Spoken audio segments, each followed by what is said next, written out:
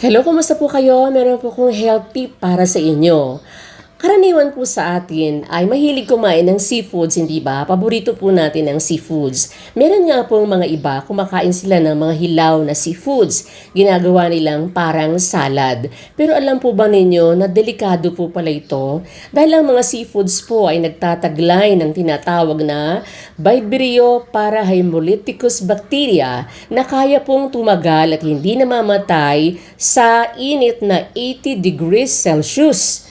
Kaya ito pong mga bakteriyang ito, pwede pong magdulot ito ng sakit sa tiyan, nausea o pagduduwal, lagnat at pagsakit ng ulo.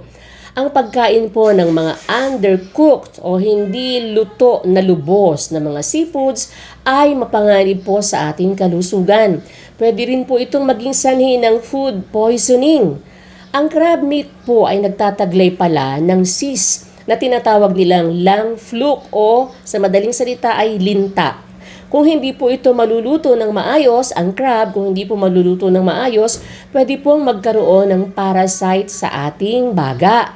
Sisirain po nito ang ating baga. At pwede rin po itong maging dahilan ng pag-ubo ng may dugo at ang pinakamalala ay kumbulsyon at polio.